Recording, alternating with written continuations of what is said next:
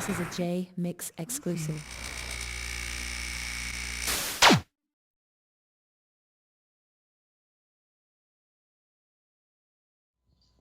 Well, we have a lot of details actually now, more than we had before. I got a call this morning about the matter that there was indictments that were handed down by a federal grand jury.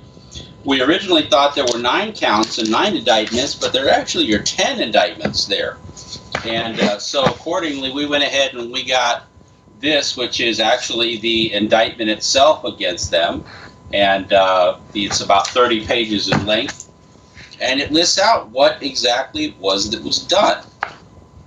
Greg Kading has famously said that you owed Reggie Wright Jr. an apology. What would you say to that today? Well, Greg Kading has said that everybody in the world owes Reggie Wright Jr. an apology, and that Reggie's a stand-up guy, and that he's had several lie detector tests given to him. I mean, these are all documented comments this guy's made. And, he has backed Reggie Wright into through everything he's done, put him on a National Geographic special with him, put him in Murder Rap, put him in all these things, all these interviews, bombfirst.com interviews, and just held him up to be this bastion of innocence, and that he's a good guy, good all-around guy, go to dinner with him, go play ball with him, and ignored, conveniently, a lot of things that were done in the past. And the funny thing about it was there were people like Kading talking about, well, even if he did some stuff in the past, it's the past, and maybe we should move on, forget about the past. Well, I got news for you. This indictment says that all that shit was happening into May of 2017. So if they're trying to let bygones be bygones, I got news for you. Nothing's been bygone at all. So what does that mean? Well, from where I'm sitting, this is my personal opinion, but from where I'm sitting, Greg Kading is colluding with people that are being indicted for felony drug trafficking charges. Greg Kading has put these federal indicted drug traffickers in his movies. He has collaborated with these people. He's done business with these people. What does that say about him? I mean, I don't know.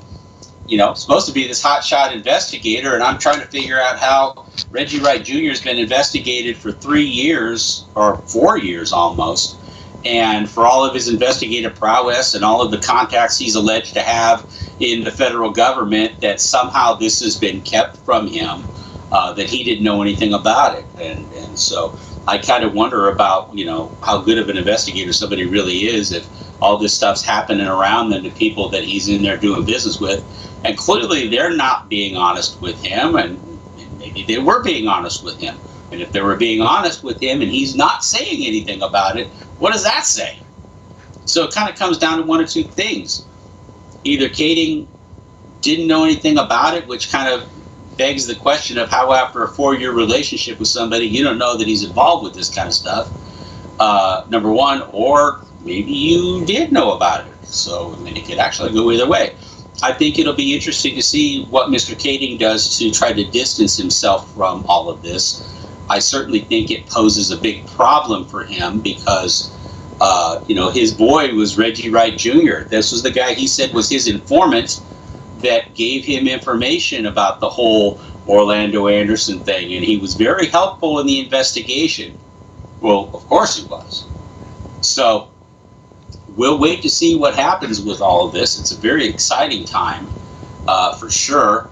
And, as Ricky Ricardo would say, there's people have a lot of splaining to do. Well, I've already seen a movement. If you look at the IMDb page right now, Reggie Wright Jr.'s name has been removed completely from the Murder Rap page. Yeah, I actually didn't know it was on there, but that's interesting. I think one thing that's important to point out as well, and we do bring it up in this Assassination Battle for Compton, is that these guys are related to the Mexican drug cartels. They have pointed, the United States government has established a direct relationship with these defendants and the Mexican drug cartels. They won't say which one by name, but I'm sure that'll probably come up at trial. Okay? But that's important, because this wasn't just some random, I got caught with an ounce of pot in my car in a baggie, and so I had it in my car and I crossed state lines, so they're arresting me for drug trafficking. I mean, we're talking about 5 pounds of heroin, 5 pounds of cocaine, 46 pounds of weed. Okay, this is moving bulk. Okay, this is a lot of stuff. And this is just what they brought to the grand jury. We really don't know how much they've really seized or how much they've seized over time, or whether or not the financial records will actually reveal how much weight was actually moved during that time, how much drugs actually came and went during that time. All this indictment is, Jesse, is simply a roadmap to the grand jury to be able to get them to give the arrest warrants and search warrants to gather more information, which would lead investigators to understanding how much more drugs and how much more weight was being moved. So this is clearly not, this is just the beginning. I mean, we're just getting started here, and it's already bad, so let's see how much worse it gets. What do you say to those who criticize different channels, such as mine, celebrate that we're celebrating some kind of victory? Do you have anything to say to that? Well, again, like I said, I think if you come from the position of saying that you're somehow vindicated, you know, you get the V word, victory, vindicated, it all kind of runs in that same frame. I don't say that. I think what we're rejoicing is that we're justified. I think we're happy. You know, it's a good day for us because we've made claims that have generally been laughed at. They've been scoffed. A lot of the claims in Compton, even though we had good information behind it and we had evidence to support it, was clearly something that people either felt was in the past or just wasn't relevant or wasn't important. But at any rate, it was trivialized. And so now that it's not trivialized anymore, now that this information is out there and shows the color of the individuals that we have been talking of for 10 years, you know, these people here, if you read the indictment, these people are not stand-up citizens. These are not model citizens according to the U.S. government's indictment. These guys were selling drugs, making money, and laundering it. That's what we said about them in Compton, in Battle for Compton.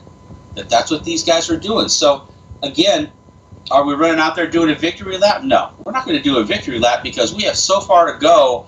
And I think that there's going to be so much more information that's going to go that, you know, we'll have a lot to rejoice of later on. But right now, I think that the main reason that we're happy is because we feel justified. We feel justified in our convictions and justified in what we've said, that it can no longer be looked at as laughable. It can no longer be looked at as trivial. And it can no longer be scoffed at by the likes of a Greg Kading, who now should be looked at for his involvement with Reggie Wright Jr., who's now being indicted. Reggie Wright Sr. is now being indicted. Maybe Greg Kading should be looked at too for it. We don't know. Maybe he is. I don't know. But there's at least one other investigation that we know of right now that deals with drug trafficking coming out of California in the Compton area and other areas, and it's not related to these guys, so, you know, anything's possible, I suppose. I mean, yesterday, we didn't think we'd see this, so what's going to happen tomorrow? I don't know. What is the significance of the Crips being involved? They have been named on several news reports and possibly in the indictment. What does that say to you? Do you take anything out of that? Well, you know, in Battle for Compton, we had it out there that part of the reason that Suge Knight was a target was because there was friction between the Crips organization and the Bloods organization at Death Row Records. It wasn't the Crips versus Tupac in Las Vegas. It was the Crips in Death Row versus the Bloods in Death Row, and the animosity that was there. And, you know, even when it got to the point where Bloods were acting against other Bloods in the effort to take out Suge Knight, certainly most of the people that have been alleged to have had knowledge of either before or during the commission of that crime were associated and affiliated with Crips, including Snoop Dogg. I mean, you know, there's been so much talk these days about exactly what was Snoop Dogg's involvement, if any, in the case. And, you know, it's well known he was Long Beach Crip. I mean, so if you believe that there's friction between the Crips and Bloods, and you believe that Suge was affiliated with the Bloods, We don't know, but it definitely does. If they stake Reggie Wright Jr. and Reggie Wright Sr. to be associated with the Crips, well, now you got more on the Crips side of things, and the Crips are the ones that seem to have kind of stayed out of Vegas when that was all happening. So that's what I take away from it right now, but we'll see more later. We now have validation that Suge Knight's known blood member, his head of security, now we know has ties. Right. I mean, we definitely know that that's what their affiliation was. Now, whether they've been jumped into the gang or not, there's probably people who are going to nitpick that all day long, as they always do. Whether or not, well, Reggie wasn't really jumped into the gang; he was just affiliated with the gang. Well, okay, Suge Knight was affiliated with the Bloods. Reggie Wright was affiliated with the Crips. I mean, I think they're affiliated with whoever they can sell drugs to. I don't know that there's necessarily an affiliation. I think for purposes of this indictment, that's what they've alleged. But again, time will tell. We'll see. But that's who they're hooking them up with right now. Here's the thing I think I want to add. I mean, honestly, I think this had to happen in Tennessee. Okay? I think it had to happen outside the LA legal system. I think that these guys have had protection on a number of levels. I mean, Reggie Wright Sr. is named in this, and again, yes, people are named in these indictments from a federal grand jury. Again, his name is in here. That's not a trivial matter. They didn't just include Reggie Wright Sr. because he was jaywalking or happened to be at the scene when one of these things happened. I mean, they have substantial evidence against Reggie Wright Sr., who worked as a lieutenant for the Los Angeles County Sheriff's Department. Okay? And that information that they have is enough to get a grand jury to put his name on an indictment. So if there was nothing there, then obviously he wouldn't have been named in the indictment if there was nothing there. But this is not inconsequential. This is not substantial. Reggie Wright Sr. was involved, as was Reggie Wright Jr., according to this indictment. And we need to give it that weight, the weight of a federal indictment. Okay, again, this wasn't about a baggie in your car while you're driving over state lines and they catch you with a baggie of weed. This isn't like that at all. And you have to ask yourself that question again. You got Darren Dupree, who's sitting there at the LAPD, supposed to be in charge of the Biggie and Tupac case. How is it that all of this federal investigation could have gone on, and yet the guy who's in charge of Biggie and Tupac and Reggie Wright Jr.'s name in the middle of that case, how come he wasn't told about that? I mean, clearly Greg Kading says that he and Dupree were part of a federal task force and that they were in joint with the ATF and the DEA and the FBI and every other federal arm that they claim to have been involved with. How is it that all this stuff happens and Dupree doesn't know anything about it? How does he not know anything about it? And if he knew something about it, how does Kading not know anything about it? So there's a lot of questions that still, kind of rolling around right now. And it'll be interesting to see how this plays out. I do want to add that Reggie Wright Jr. was one of the first people to know that Russell Poole had died at the LA County Sheriff's Department. Yeah.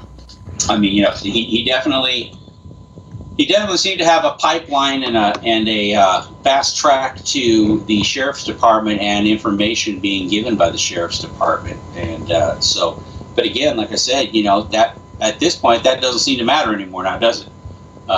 He's looking at 10 counts against him in a federal court. And I think the federal government has about an 85% conviction rate with the charges once they file them. 85% of the time they hit their mark. So, we'll see if Reggie is the 15% where they don't. But I think this is the time that I don't think he's either one of them. I don't think they're getting away.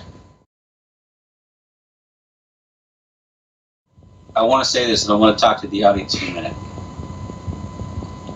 I believe that somewhere right now in heaven or wherever people go after they die, that Frank Alexander, Michael Moore, Russ Poole, Buntry, Heron, everybody that died around this guy, Reggie Wright Jr., that knew him, that was involved with him at all, that Reggie Wright gloated about, those people are up in heaven laughing their fucking asses off right now.